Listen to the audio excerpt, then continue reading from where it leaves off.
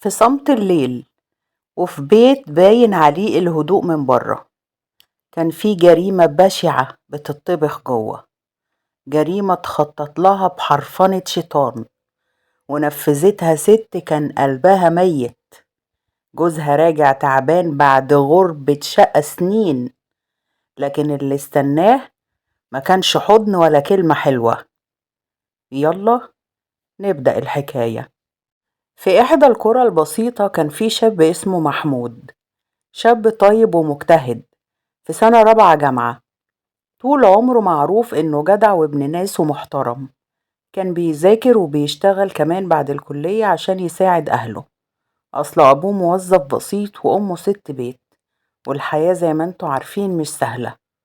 خلص محمود جامعته بمجموع حلو، لكن كان شايف إن الشغل في بلده مش هيحقق له الحلم اللي هو بيحلم بيه. كان نفسه يجهز نفسه ويشوف بنت الحلال ويتجوز زي أي شاب. فكر كتير لحد ما قرر ياخد خطوة صعبة جدا. قرر إنه يسافر الخليج عشان يشتغل هناك.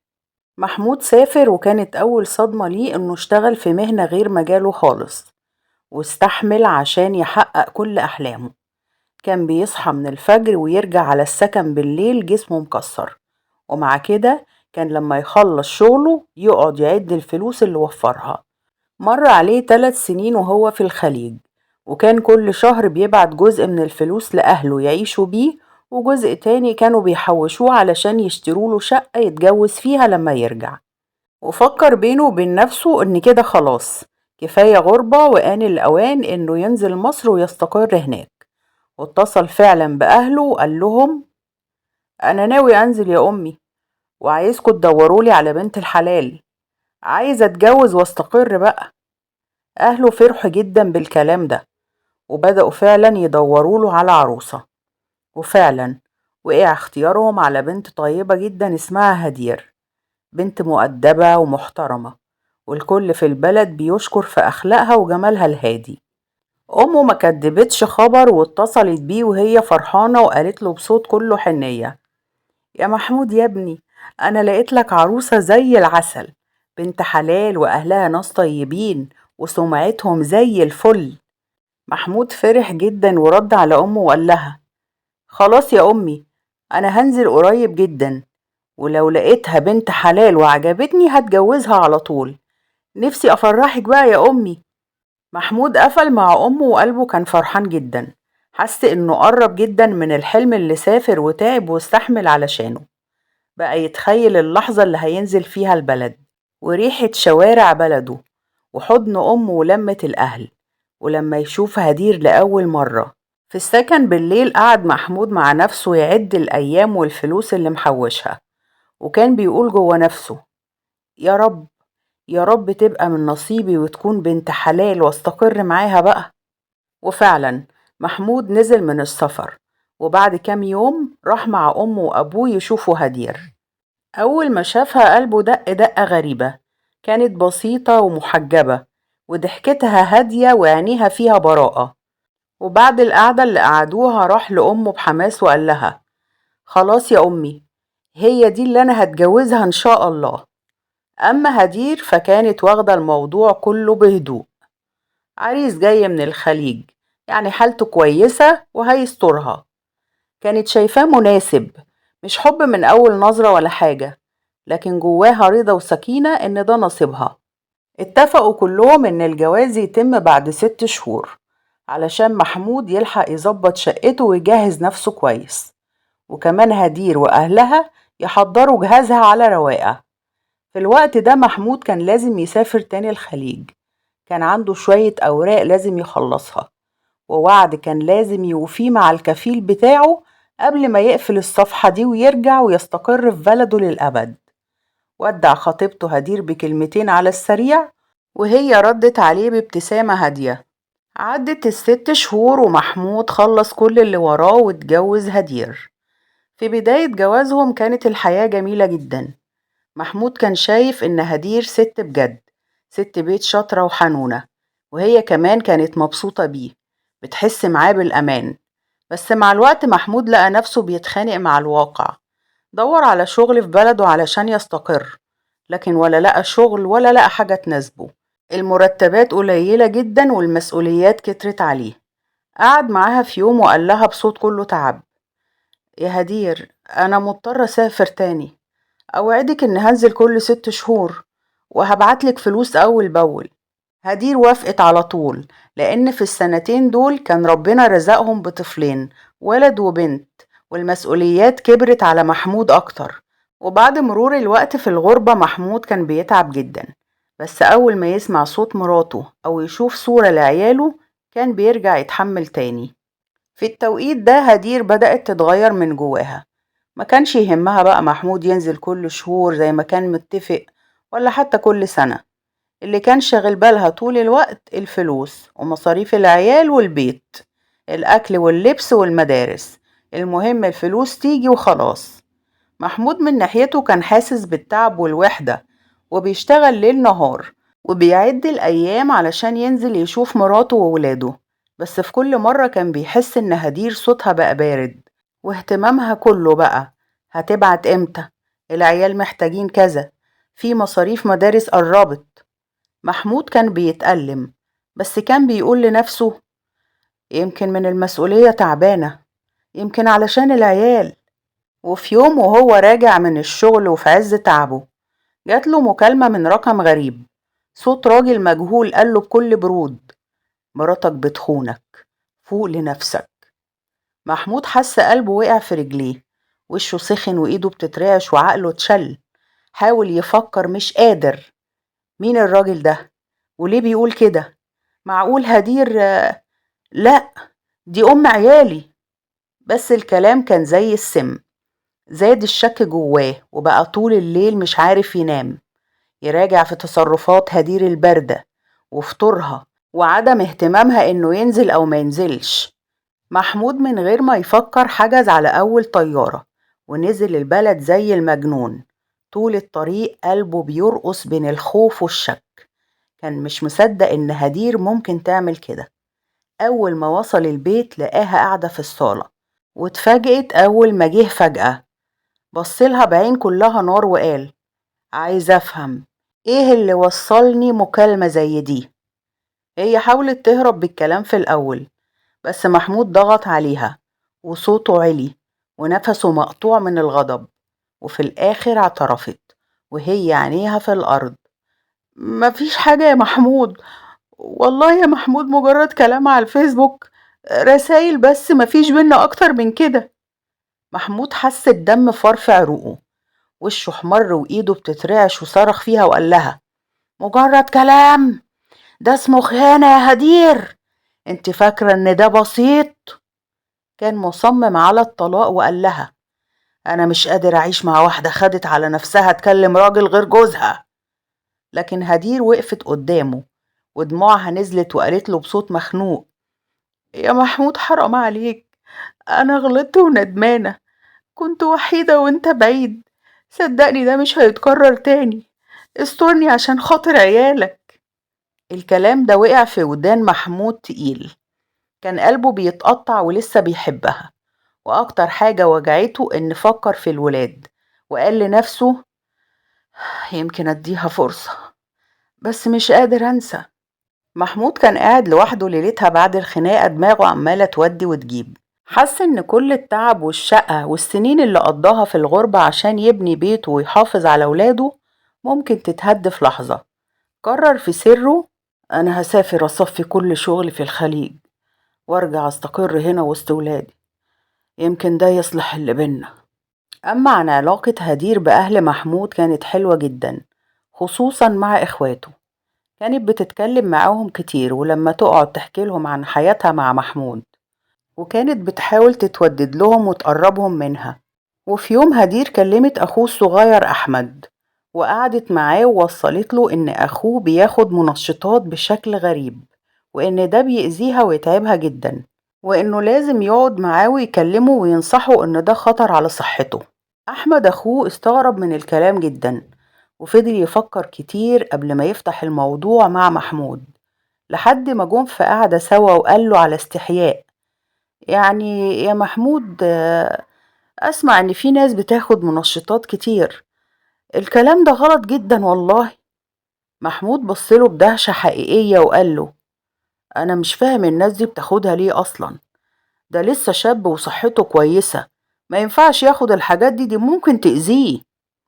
أخو محمود ساعتها اتلخبط جدا وقال جواه: هو كده بينكر ولا محرج يقولي؟ يمكن مش عايز يبوح، الله أعلم.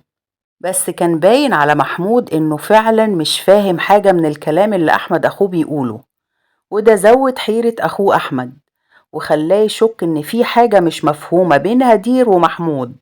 وبعد فترة الموضوع بتاع المنشطات ده انتشر بين العيلة كلها. أهل محمود كلهم بقوا بيبصوله نظرات غريبة، كانوا محرجين جدا يفتحوا معاه موضوع زي ده، خصوصا إنه كان معروف إنه شاب محترم وهادي. لكن كل واحد فيهم جواه علامة استفهام: معقول محمود اللي عارفينه يبقى بيعمل كده؟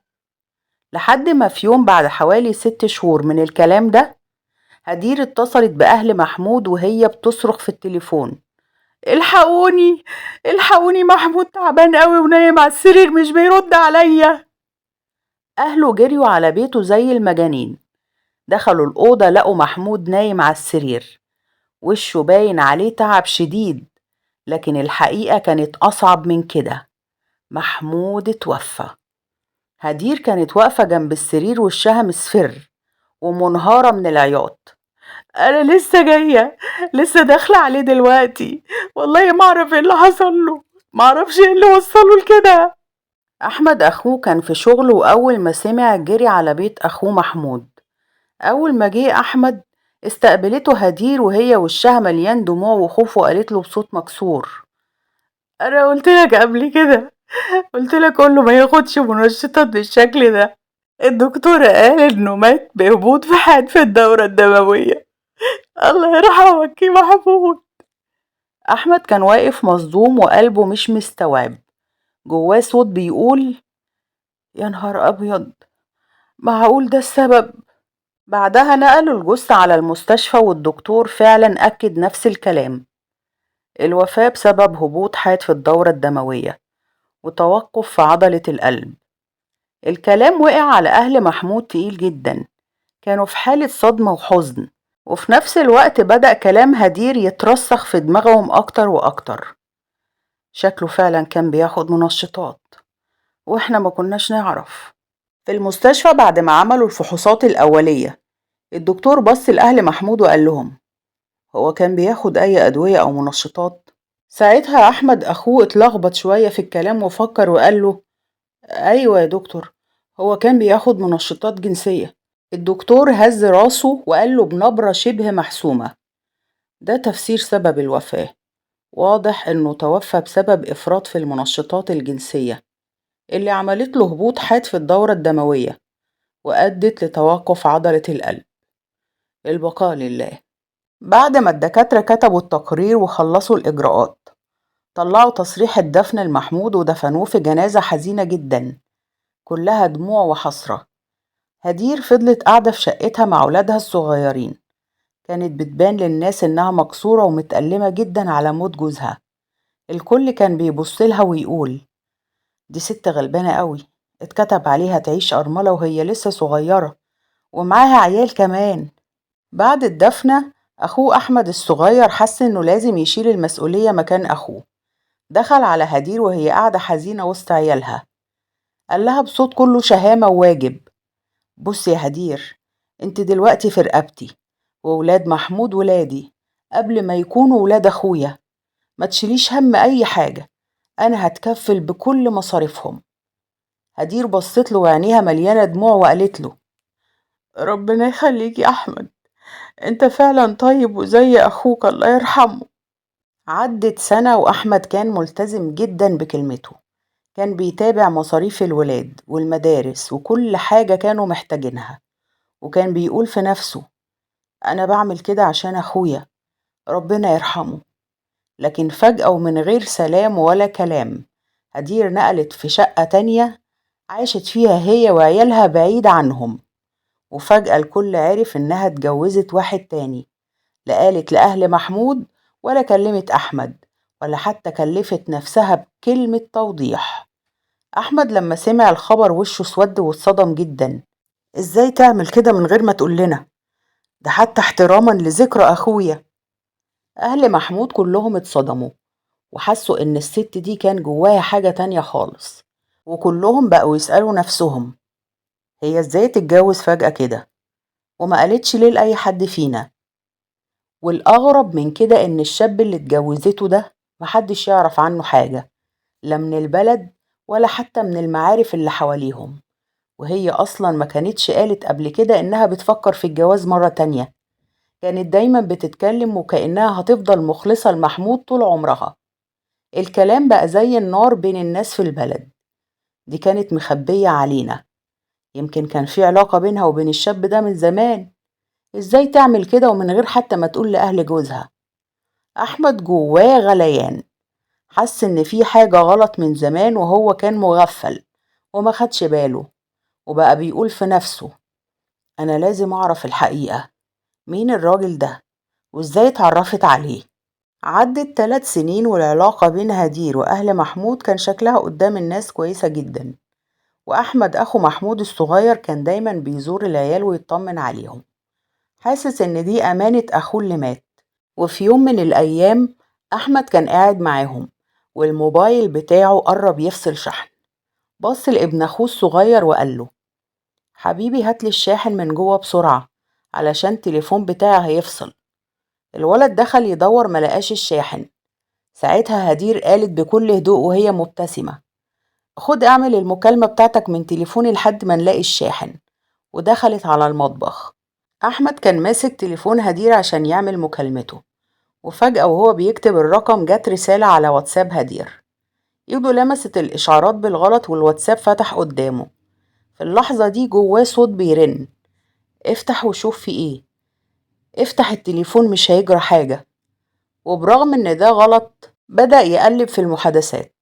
عينه وقعت فجأة على محادثة بينها وبين جوزها الجديد، ولقى فيديو مبعوتله. قلبه دق بسرعة رهيبة وحس بإيده بتترعش وهو بيفتح الفيديو. الفيديو كان صدمة عمره. أخوه محمود قاعد على السرير وشه أصفر وتعبان جدا، وواضح إنه بيلفظ أنفاسه الأخيرة. وهدير واقفة بتصوره بالموبايل وصوتها بيتقوله بكل برود انت بتموت دلوقتي وانا ما كنتش سعيدة معاك وعمري ما حبيتك. محمود كان بيتحرك بالعافية ونفسه طالع نازل، وبعد ثواني سكت تماما. اخو احمد مات قدام عينه في الفيديو. حس بدوخة وودانه وشت وقلبه كان هيقف من الخضة. ايه اللي انا شفته ده؟ احمد مش مصدق اللي هو شافه. خد التليفون بسرعة جدا وخرج من البيت جري. كان قلبه هينفجر من الرعب والصدمة. هدير وقتها كانت في المطبخ وخرجت تدور عليه ما لقيتهوش، وسألت العيال بخضة عمو أحمد فين؟ العيال قالوا لها بكل بساطة خد التليفون ونزل يا ماما. في اللحظة دي وشها قلب أبيض واسود، قلبها وقع في رجليها وافتكرت فجأة الكارثة اللي عملتها. إيه يا نهار اسود، الفيديو بتاع محمود، الفيديو لسه كان على التليفون. مسكت تليفون ابنها بسرعة واتصلت بجوزها الجديد وصوتها كله هلع الحقني، أحمد خد التليفون وعليه الفيديو. جوزها قلبه وقع هو كمان وفضل يزعق في التليفون ايه الهبل ده؟ ايه اللي انتي عملتيه ده يا مجنون؟ انا مش قلتلك امسحي الفيديو وانتي قلتيلي ان انا مسحته؟ هدير وهي بتنهار وتعيط لا، هو كان موجود واحمد خده ونزل، انا ما مسحتوش، ضحكت عليك وما مسحتوش. الاتنين صوتهم كان بيترعش وعارفين اللي هيحصل معناه نهاية سودا ليهم. وأحمد في اللحظة دي كان بيجري بكل قوته، وطلع على اسم الشرطة وقلبه بيخبط في صدره وهو بيقول لنفسه أنا لازم أسلم التليفون ده، دي جريمة قتل، أخويا اتقتل. أحمد وصل الاسم وقلبه كان بيخبط والتوتر كان مالي وشه. دخل على الضابط وصوته بيتهز يا باشا أنا جاي أبلغ عن جريمة قتل، أخويا اتقتل. الضابط بصله باستغراب وقال له أخوك اتقتل إمتى؟ أحمد قال له بصوت كله خوف ووجع أخويا محمود متوفي من 3 سنين، وقالوا وقتها إنه مات بهبوط حاد في الدورة الدموية.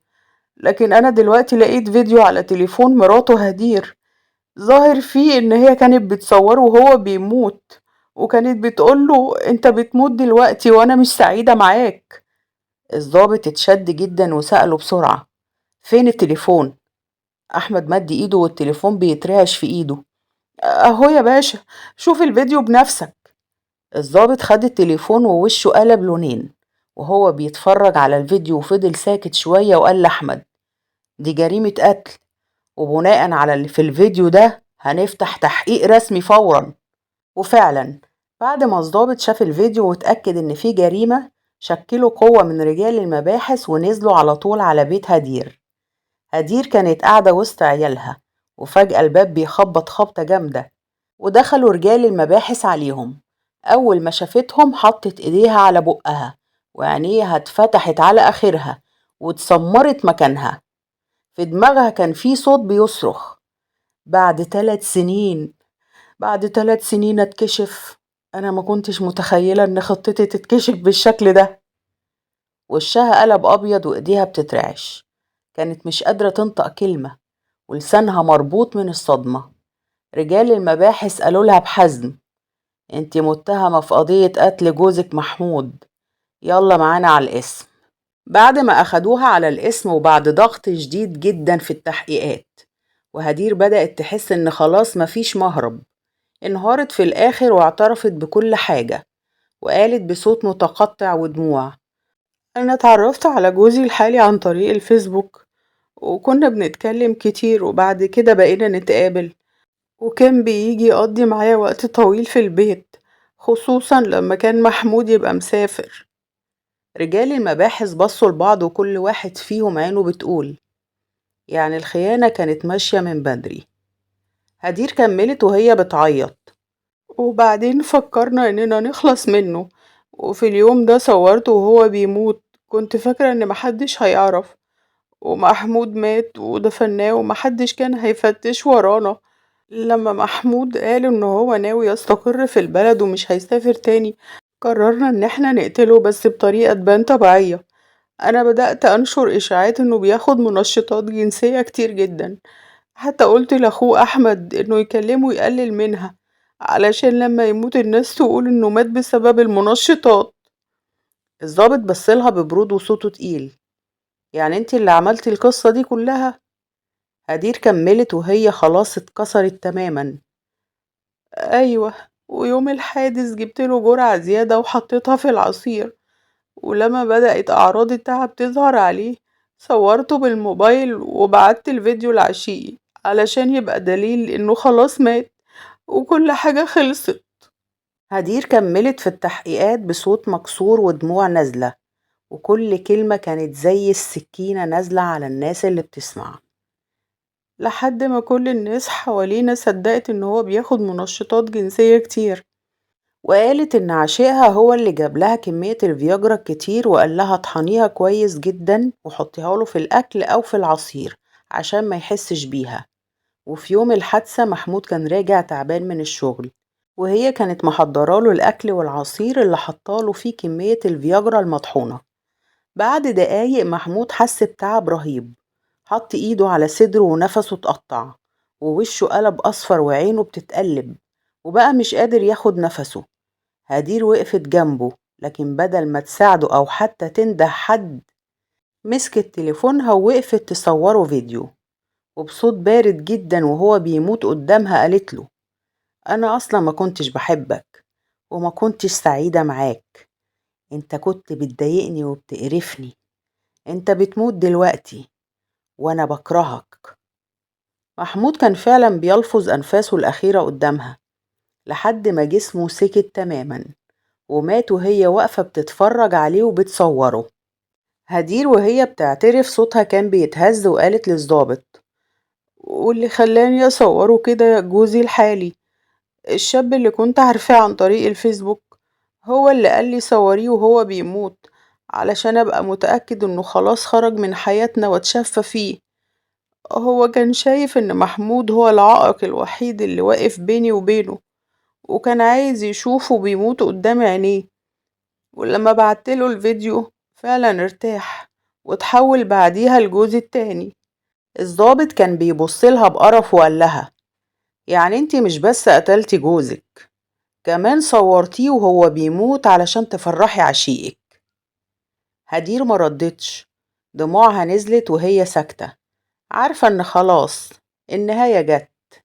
بعد التحقيقات ما خلصت والأدلة كلها كانت واضحة، الفيديو اللي صورته هدير وهي بتتشفى في جوزها محمود وهو بيموت، اعترافها الكامل قدام النيابة، ورسائلها مع عشيقها اللي بقى جوزها الحالي، خلاص القضية اتحولت للمحكمة.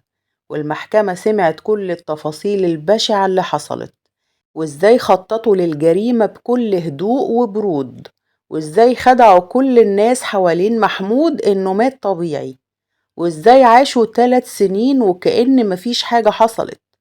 وفي النهاية القاضي نطق الحكم اللي كان صادم لكن عادل. حكمت المحكمة حضوريا على المتهمة هدير وشريكها بالإعدام شنقا حتى الموت. الحكم وقع عليهم زي الصعقة. هدير انهارت تماما، وجوزها التاني وشه قلب أصفر، والناس كلها قالت: اللي اتعمل في الخفا ربنا كشفه بعد سنين، يمهل ولا يهمل. لو وصلتوا معانا لحد هنا اكتبولنا في التعليقات ايه اللي يخلي الست توصل انها تقتل جوزها بايديها. ولو كنت مكان احمد وشفت الفيديو ده كنت هتتصرف ازاي؟ ولو عرفت ان في حد من قرايبك بيخطط لجريمة قتل هتسكت ولا هتبلغ عنه؟ ما تنسوش تشاركوا الفيديو مع حبايبكم. وشكرا جزيلا حبايب قلبي لو لسه مستمرين معانا لحد النقطة دي، شكرا جزيلا.